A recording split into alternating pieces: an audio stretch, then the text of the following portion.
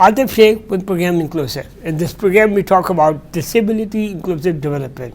It's how we can include people with disabilities who are the citizens of Pakistan in the overall development process. In previous programs, we have discussed about education, health, political participation, IT, and many other issues which affect the lives of people with disabilities in Pakistan. According to a recent report, 16.6 million children with disabilities are still out of school. What are the reasons? Schools are not ready for them, they are not inclusive, they are not accessible, or special education centers are not enough to cater this large number of children with disabilities who has to be in the school right now. To discuss about this issue of inclusion of children with disabilities in the mainstream schools, or how to make education inclusive in Pakistan, we have a very eminent educationist and managing director of Silverwalk Schools, Mr. Hassan Sattar with us. Welcome, Hassan Saab. Thank you very much for giving me this opportunity to be here.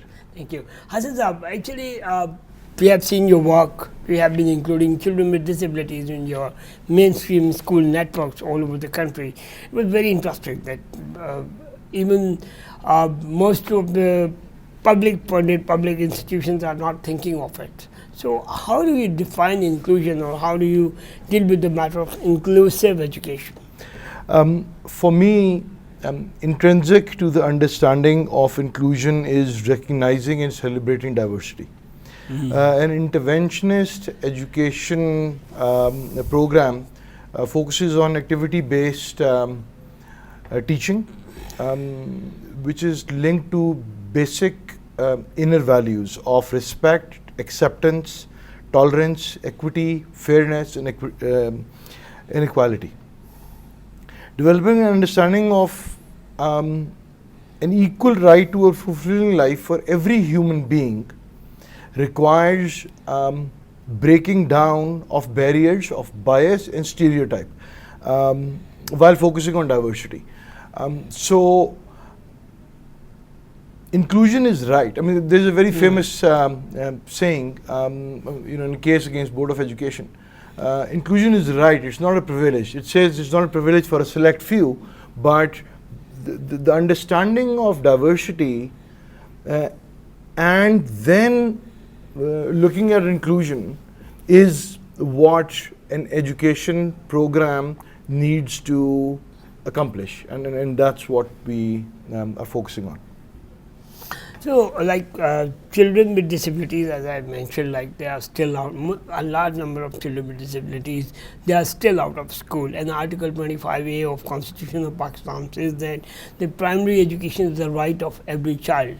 But what are the challenges? Why they are not included in the mainstream schools, or even the special education system? Let's look at the situation in Pakistan. I'm going to go through three facts. Persons with disabilities are unaccounted.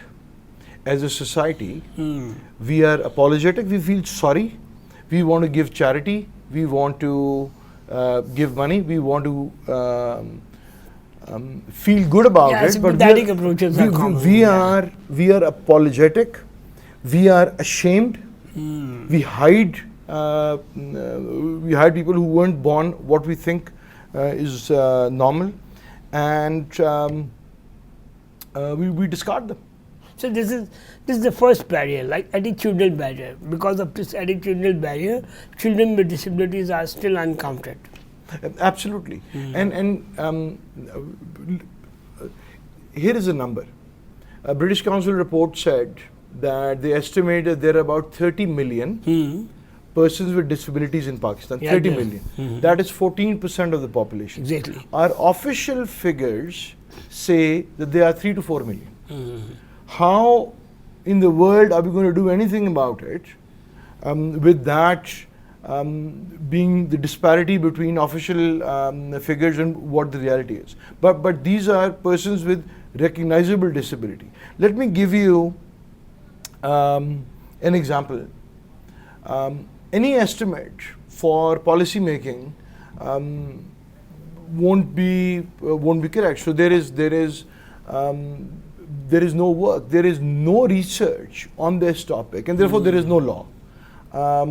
In Punjab, they made a half-hearted attempt at saying, 3% of your workforce should be persons with disabilities. If 14% of the population is are people with disabilities, how is 3%? So it's completely uninformed. But let me talk about something that I have done extensive research on and wrote a paper on, which is acquired disability. So in urban Pakistan, I was told in 2011 by a friend who's a doctor and a PhD in public health. We met after a long time, we went to school together. And he shared some data with me, and it was startling.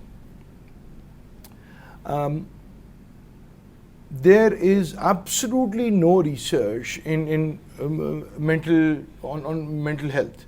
So in urban Pakistan, there was one research paper which was done in 2004, which said that 34% of the people in urban Pakistan suffer from some form of mental health issue due to the inability to deal with stress and frustration. You're very right in saying that we don't have any research on particularly the social model of disability.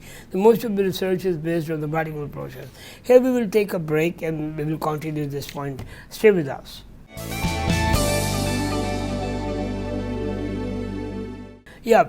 So the research you mentioned, it was in 2004, I think. Yeah. So 2004. The next research is in 2015, which shows that now that number is 39%. So 34% is 1 in 3 people.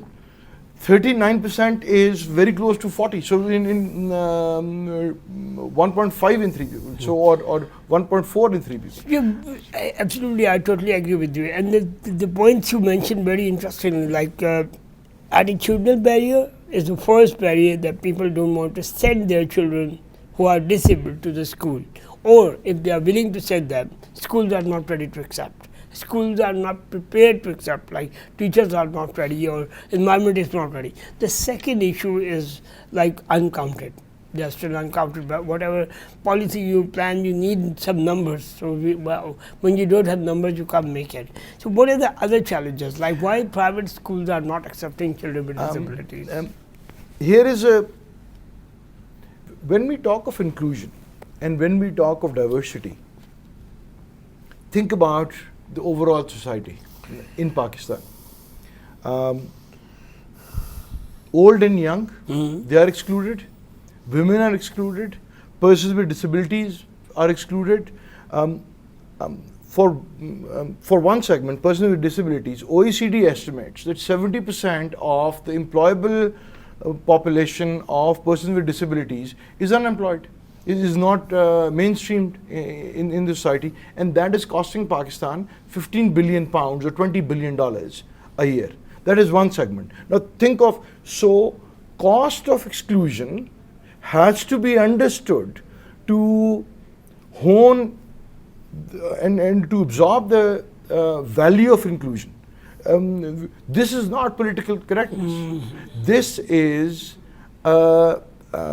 key for growth. That is the sort of level for understanding. So with no research, no law, no understanding of cost, how do you expect that the country is going to move capital forward? Perspective, from the capital point of view, they should be considered as a market, and which is like their assistive devices are not available or infrastructure is not available because they are not considered as a potential market. You're very right that if we invest on these things, they can be part of the business as well.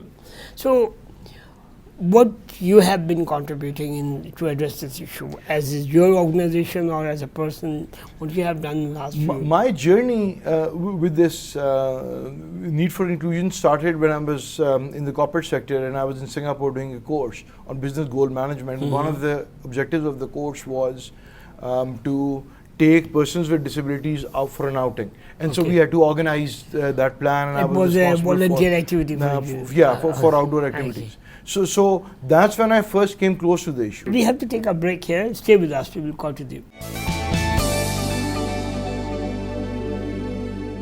Yeah, thank you. So it was very interesting point that prepare the society for accepting the diversity, then it will be easier to include who are marginalized. So that's what you are doing. in Yeah, this. so that was the second phase. So this is on educating the normal, right?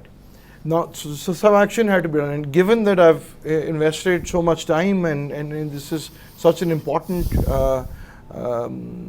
subject of overall education, in last year we wanted to, having gained this experience and having gained this understanding, we said, okay, now it's time for action. So we opened our first international school in Dubai. It's a preschool.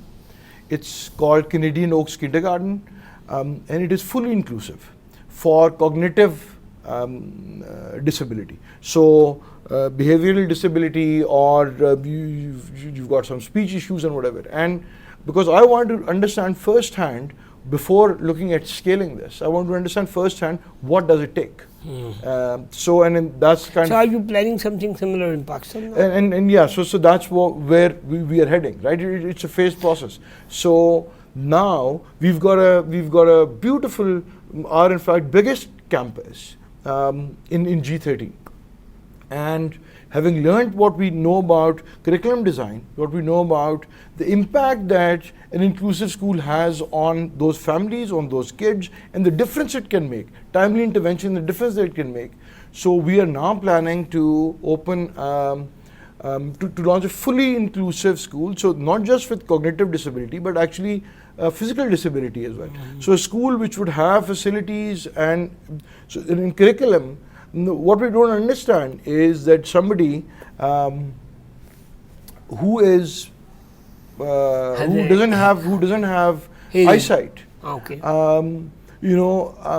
Can perform twice as much on things which require listening. And one of the biggest gaps in our society, and particularly our culture, is we are not willing to listen. We're here to respond. So just think about that.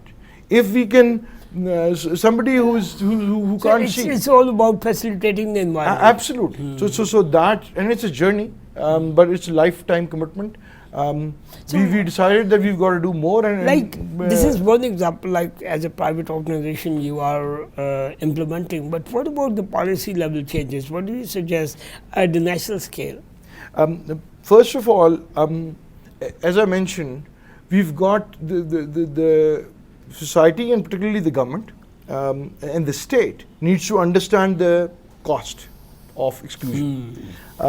They need to frame the challenges. One size does not fit all. Somebody who can't see versus somebody who can't hear versus somebody who can't walk. A friend of mine was in New York, as you know, you are that friend, the grocery store guy didn't look at you and looked at your company person and said, your credit card isn't working. And you said, is my nose running? Now that is an example. So the government needs to, and the policymaker needs to understand, frame the issue. So that's one. Then we need to map the social support system from parents to basic education. So parents are the first people who deal with this. They need to be educated, then the basic education system, then advanced skill development, then integration into the society. It is a process of handoffs. And then the action plan required is three-tiered. One, I've talked about sensitizing and education. We've got to remove the stigma. We've got to make sure that sensitization of diversity and inclusion is mandatory part of our curriculum.